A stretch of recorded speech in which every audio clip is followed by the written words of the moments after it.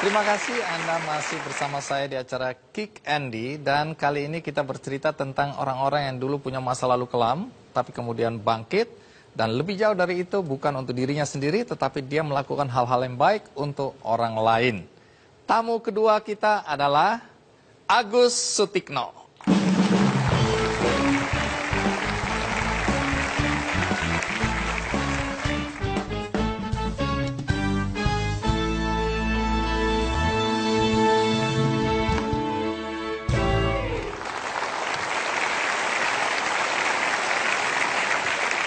Agus Sutikno, Anda berasal dari Jawa Timur juga. Jawa Timur. Sokondi. Probolinggo. Probolinggo. Dimas Kanjeng taat pribadi. Wah. Baik. Pekerjaan Anda sekarang apa ya? Pendeta. Tunggu. Saya tanya baik-baik nih.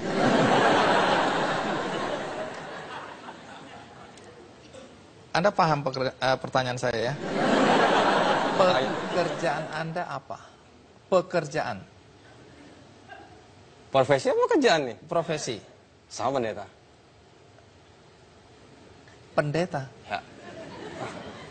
Wah, kayaknya bimbang dengan saya. Sangat. Dengan penampilan seperti ini, maksudnya pendeta yang gereja-gereja itu? Iya. Anda? Iya. Dengan penampilan seperti ini? Pakai rantai, Pak. Oke, untuk sementara saya percaya dulu, pusing saya. Iya. Tapi Anda nggak bercanda kan? Nggak bercanda, serius nih. Serius, oke. Ini siapa yang salah ngundang ini? Tolong bantu saya dong. Oke, anggap aja Anda benar-benar pendeta ya. Anda menato tubuh Anda seperti ini sejak pendeta atau sebelum pendeta? Sebelum saya jadi pendeta. Masa-masa jahiliyah. Oke. Apa seluruh tubuh Anda tato? Hampir. Hampir seluruh ya. Jadi ada bagian yang nggak kena tato ya? Nggak ada tahu. Mohon maaf, mengapa tertawa? Apa yang Anda bayangkan? Oke. Lazimnya. Ini maaf ya, masih urusan tato nih, saya agak bingung ini. Lazimnya kan orang menato, anggota tubuh. Yes. Tapi tidak wajah. Apa alasan Anda menato wajah Anda? Zaman itu over. Over itu artinya? Ya, kalau mereka ke barat, saya akan ke timur.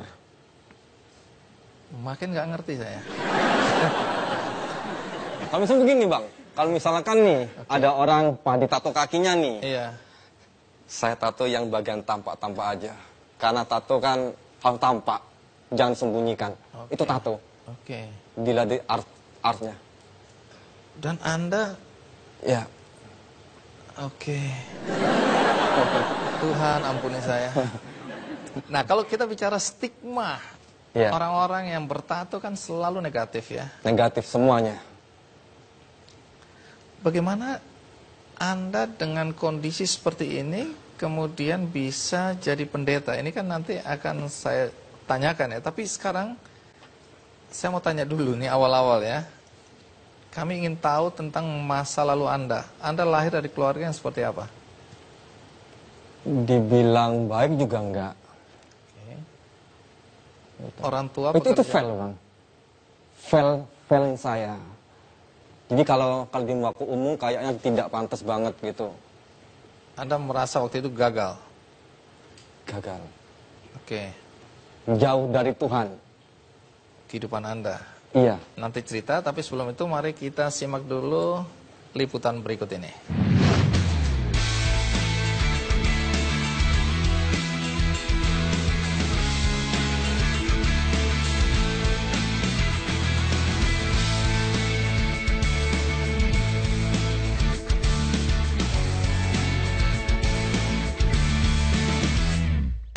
Jangan sesekali menilai seseorang dari penampilannya saja, karena belum tentu kita bisa lebih mulia daripada orang tersebut.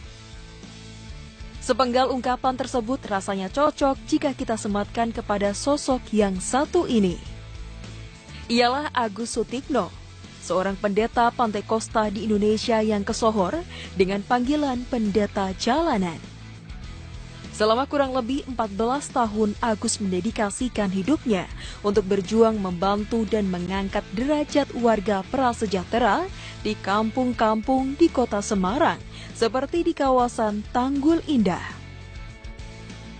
Mulai dari pekerja seks komersial, anak-anak terlantar, perempuan yang hamil di luar nikah, waria, hingga pecandu narkoba dan penderita HIV/AIDS, ia rangkul agar mereka bisa meninggalkan kehidupannya yang kelam menjadi lebih baik lagi.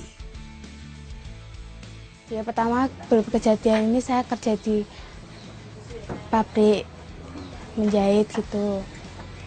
Dan keadaan saya hamil, saya tuh keluar dari rumah. Ya emang saya dulu emang pengen Pak aborsi. Terus yang membantu saya untuk kenal Pak Agus tuh nggak bolehin untuk diaborsi. Makanya tuh dikenali sama Pak Agus biar tidak diaborsi. Ya dia memberitahu untuk semangat untuk memperjuangkan anak saya. Dan banyak yang membantu dari pakaian, dari susu, dari saya operasi untuk ngelahirin sampai sekarang mau usaha jualan angkringan, Pak Agus yang banyak bantuin saya.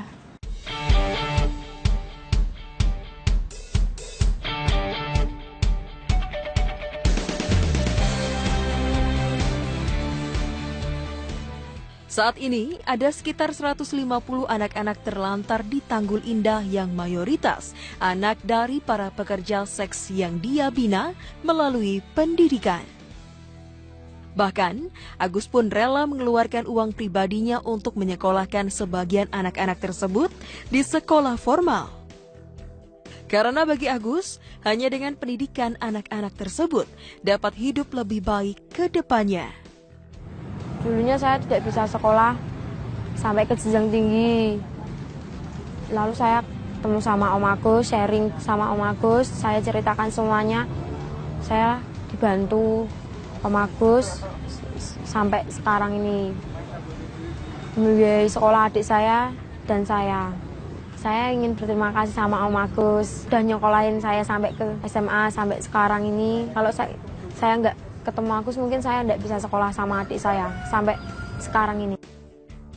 Dalam menjalankan kegiatan sosialnya, Agus tidak pernah melihat agama dan suku kepada orang yang ia bantu. Semua ini ia lakukan tulus dan ikhlas demi menolong sesama. Meskipun banyak rintangan yang ia hadapi, selama melakukan kebaikan, Agus tidak pernah mundur sejengkal pun dan akan terus mengulurkan tangan untuk membantu sesama umat manusia.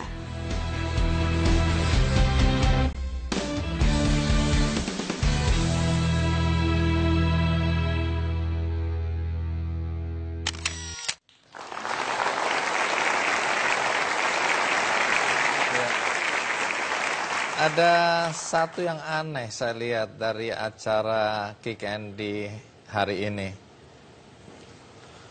Tadi Cak Budi begitu melihat rekaman menitikkan air mata. Anda melihat rekaman mata berkaca-kaca. Saya bingung ini, wajah sangar, tapi hatinya lembut. Kenapa Anda tadi berkaca-kaca melihat tayangan tadi? Karena itu bagi saya itu hatinya Tuhan. Hati Tuhan itu kepada orang-orang miskin. Orang-orang yang selama ini dianggap kaum-kaum yang terpinggirkan. Anda dulu punya masa lalu yang gelap. Pengertian gelap di sini apa? Melawan Tuhan. Dengan melakukan apa? Semua hal. Dan Misalnya, itu fail. seberapa parahnya kehidupan Anda dulu? Bagi banyak orang saya parah. Tapi ketika aku ketemu Tuhan, semua berubah. Baik, saya tidak akan tanya lebih jauh soal masa lalu Anda yang gelap. Yang membuat kami semua penasaran adalah bagaimana seorang pemuda dengan penampilan seperti Anda, tato hampir di seluruh tubuh, bisa diterima oleh gereja menjadi pendeta. Nanti Anda jelaskan prosesnya ya. Oke. Tapi sebelum itu, tentu saja kita rehat, ikuti terus Kick Andy. Aku duduk sama seorang wanita pakai tank top, Iya. pakai rok mini, Iya. blaze on, ya kayak gitu-gitu, ya pastilah.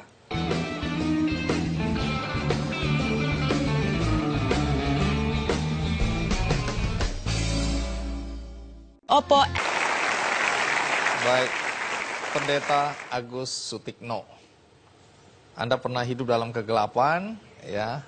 Segelap apa, saya hanya menduga-duga, kami semuanya menduga-duga. Tapi kalau dilihat dari statement Anda terakhir, menurut pandangan orang gelap sekali ya. Nah, yang kami ingin tahu, kapan persisnya ada titik balik dalam kehidupan Anda dan oleh sebab apa? Ketika saya bertemu dengan Tuhan Yesus, Prosesnya itu terjadi kapan dan seperti apa? kurang lebih 15 tahun yang dulu. Kemungkinan juga lebih. Itulah awal mula Anda kemudian mengubah hidup Anda. Bukan saya mengubah, Tuhan yang mengubah. Siapapun tidak bisa mengubah dirinya kecuali Tuhan.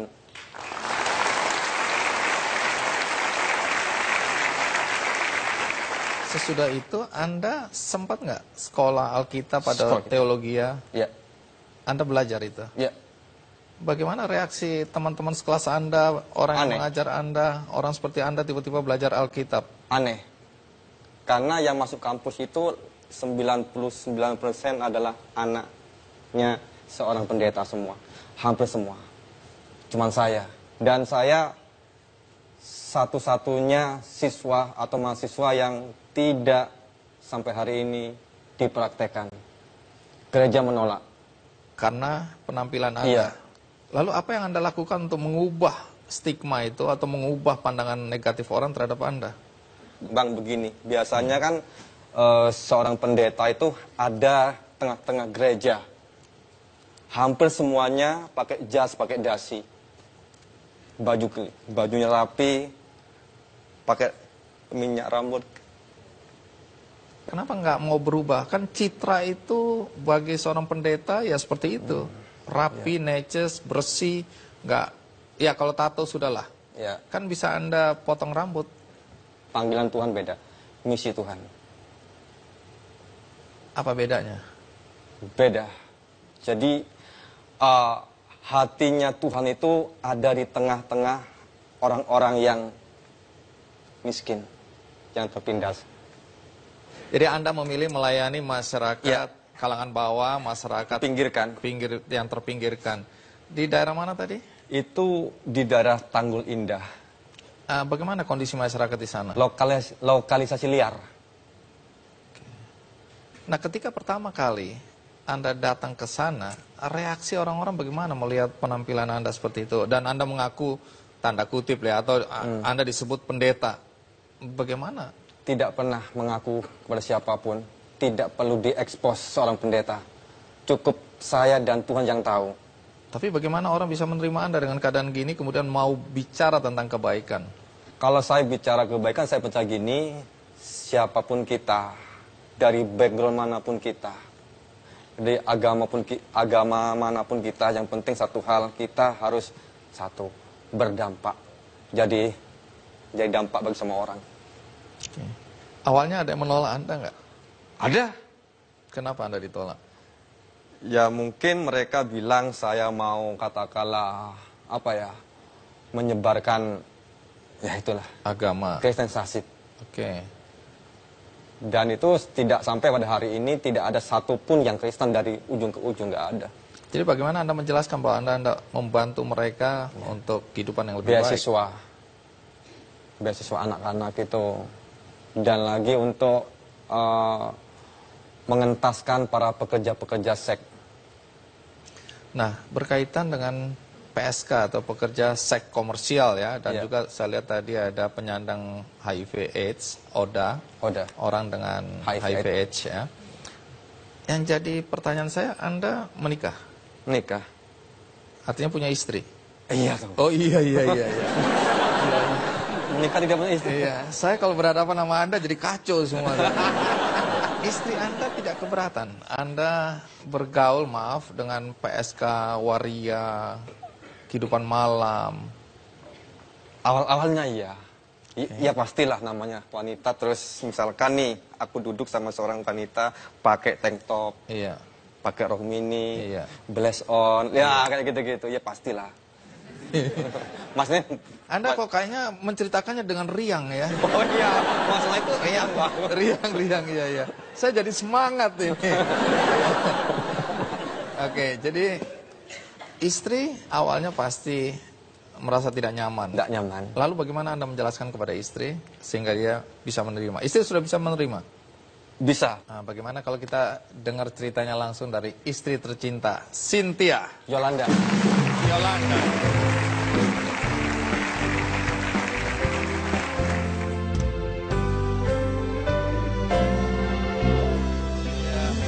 terima kasih.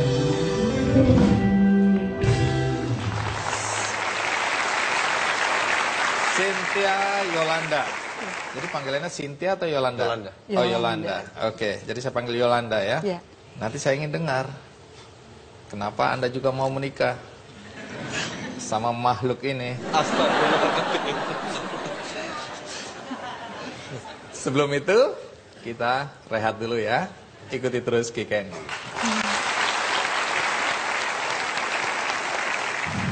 Kalung emas 10 gram.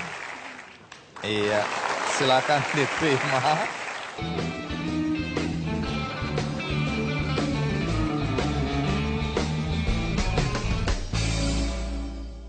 Gimana setelah nyobain bakmi mewah? Keluarga saya suka banget sama bakmi mewah karena menggunakan...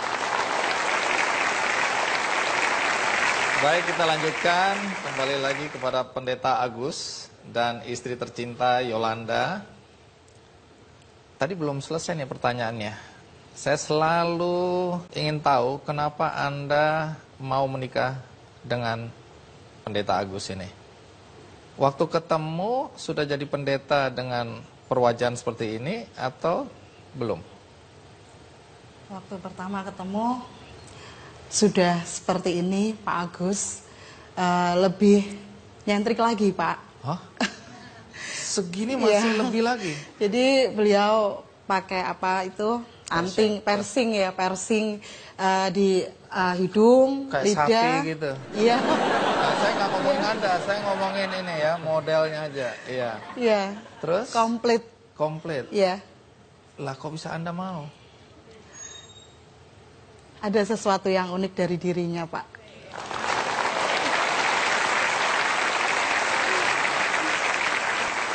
Tapi jujur, apa yang Anda kagumi dari Mas Agus ini? Pada awalnya saya takut. Oh, saya aja sampai sekarang takut. Iya. Jujur, ini jujur ini ya. Sampai detik ini aku takut. Pada awalnya takut. Pada awalnya takut. Setelah kami kenal hanya singkat 3 bulan. Pada saat itu, saya melihat sosok dari Pak Agus itu, saya ingat waktu pertama saya ketemu Pak Agus itu, kami istilahnya kencan pertama ya Pak ya. Pergi keluar jadian pertama, hari pertama gitu. Anda ditembak lah ya. Iya. Kami makan di suatu tempat di daerah Simpang 5 Semarang itu, di pinggiran itu tiba-tiba ada seorang anak ngamen. Dan pada saat itu Pak Agus tuh waktu dia minta uang, minta uangnya gitu. Dan Pak Agus bilang, "Kowe butuh duit piro? Duduk dulu di sini makan dengan kami." Di situ rasa hati saya lepas, seperti saya tuh dicelikan kembali gitu, bahwa di bawah situ, di luar sana banyak sekali anak-anak yang benar-benar membutuhkan. Jadi dari situ saya melihat, saya percaya bahwa saya memang dulu saya di impian saya hanya ingin mendapatkan suami yang takut dengan Tuhan, yang dia bertanggung jawab atas semuanya. Dan akhirnya setelah bertemu dengan Pak Agus itu 3 bulan itu kami menikah.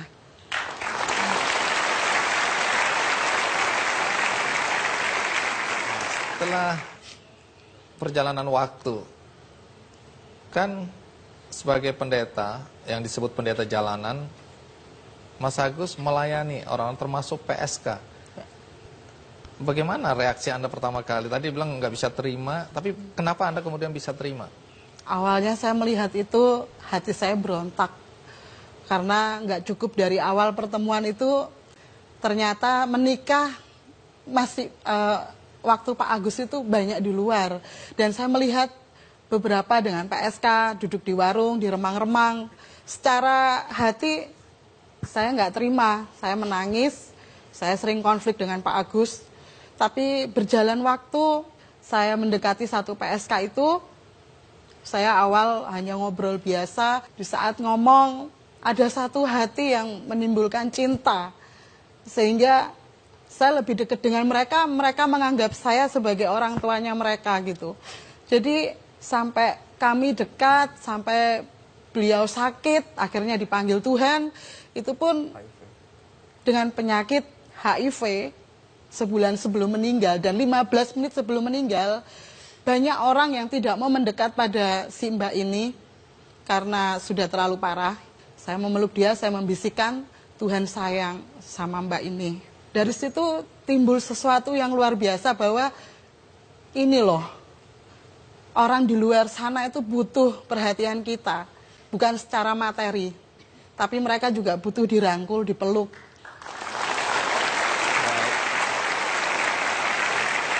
Baik, di sini ada Mas Imam Prasojo, seorang sosiolog yang selalu memerhatikan apa yang terjadi di dalam masyarakat. Kali ini saya ingin sebagai sosiolog, Mas Imam, Anda memberikan komentar terhadap apa yang Anda saksikan tadi. Pendapat Anda sebagai seorang sosiolog. Pada saat saya melihat episode ini, saya bertanya-tanya, mereka berdua nih atau berempat begitu mudah menangis. Mereka begitu terlatih di hatinya. Karena dia berinteraksi dengan begitu banyak orang yang berbeda dengan dirinya. Dan dia empatinya, dia bisa menempatkan orang lain yang memiliki nasib yang berbeda. Pendidikan kita di Indonesia terlalu berorientasi kepada otak. Orang dipacu dengan ranking-ranking yang tidak sama sekali memperdulikan justru apapun profesinya, apapun latar belakang agamanya. Tapi mereka ini menjadi contoh. Dan saya bercermin, mereka ini terlatih karena justru mereka setiap hari keluar dari batas hidupnya. Berapa orang di antara kita ini setiap hari mau untuk menyeberangi zona nyaman dari dirinya kepada orang lain. Itu yang menurut saya paling penting. Nah, yang kedua, kenikmatan melakukan kebaikan itu yang saya lihat dari Mas Budi maupun Mas Agus ini harus menjadi cerminan kita. Seberapa jauh kita sebetulnya sudah adiktif terhadap hal-hal yang baik seperti ini. Itu tingkatan perilaku yang menurut saya harus menjadi cermin.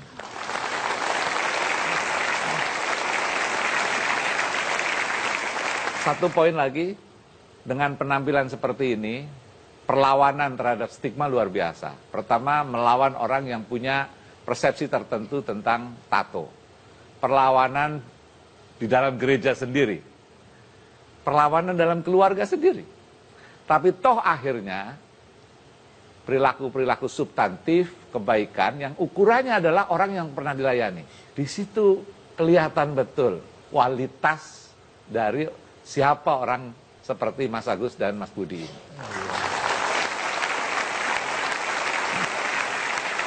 Nah, tantangan terbesar yang dihadapi orang-orang baik di dalam masyarakat sekarang itu apa?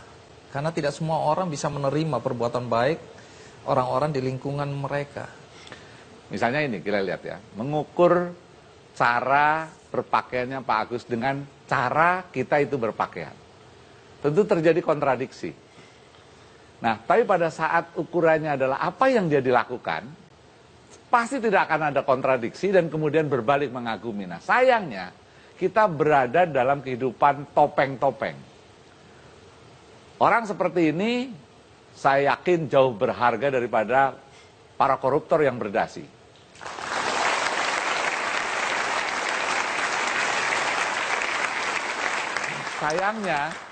Sayangnya topeng-topeng itu yang mencerminkan kebaikan itu terlalu dominan di dalam persepsi kita, dan kemudian pada saat yang sama orang yang berpenampilan berbeda terus kemudian orang malas untuk menggali siapa dia sebetulnya. Nah, sebetulnya perjuangan seperti Mas Agus ini adalah dia berupaya untuk melawan persepsi-persepsi yang ada di dalam masyarakat ini, dan dia berjuang sendirian. Baik, Mas Imam, terima kasih ya.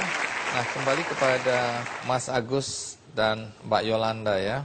Selain tenaga, pikiran, perasaan, ya, waktu yang sudah dikorbankan dalam kegiatan menolong sesama ini kan pasti ada uang, ada biaya. Boleh tahu bagaimana Anda berdua mengupayakan biaya jika ada yang membutuhkan biaya? Pertama, berdoa, Bang. Pertama, percaya dan percaya doa itu bisa bagi saya loh ya, ngubah sesuatu.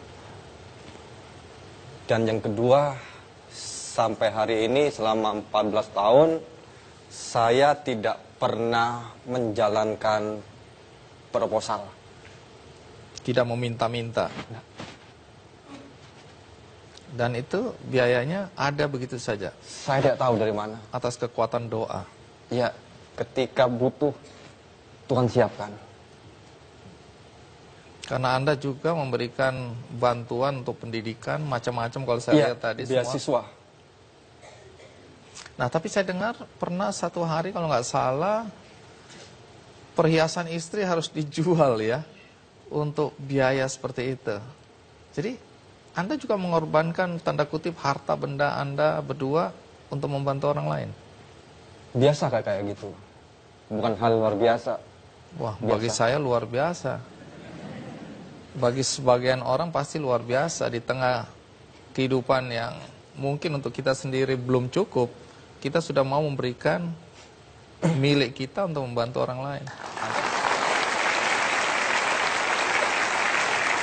Hari ini kita mendengarkan kisah Anda berdua, kami berterima kasih. Satu hal lagi, Bang. Iya. Harapan saya ini di bumi Indonesia, khususnya di dalam kamus bahasa Indonesia itu tidak ada lagi kata marginal, tidak ada lagi kata anak haram. Karena bagi mereka itu sakit ketika mereka disebut orang marginal, Pak Imam. Kemudian bagi teman-teman di sini hal yang biasa, kau marginal, tetapi bagi mereka itu sakit. Mereka sudah sakit, tambah disakiti. Baik, di akhir acara ini, karena saya dengar perhiasannya waktu itu dijual dan belum kembali, maka sebuah kalung emas 10 gram. Iya, silakan diterima. Dan masih ada lagi, silakan dibuka sendiri. Apresiasi dana pelanggan Superindo rupiah 20 juta. Iya. Dan wakil dari Superindo, Pak Wirawan Winarto sudah ada bersama kita ya. Pak Wirawan,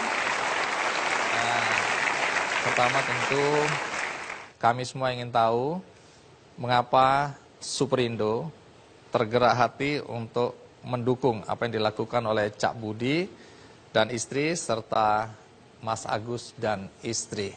Superindo dalam hal ini bekerja sama dengan Yayasan Kick Andy Foundation ingin bersama-sama berbagi dan membantu sesamanya, terutama mereka yang miskin, yang kurang mampu, dan juga untuk anak-anak, khususnya pendidikan bagi anak-anak.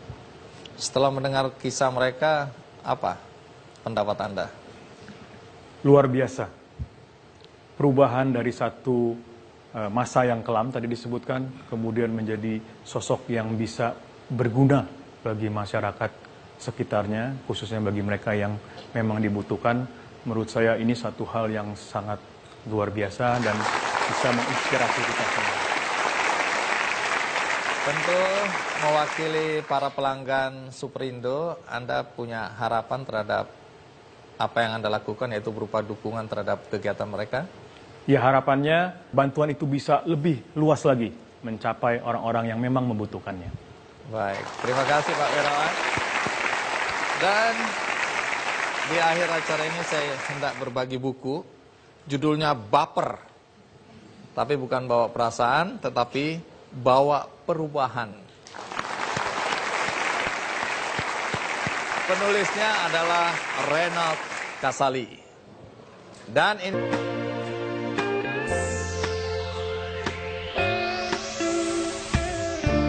The world can be a nasty place, you know it.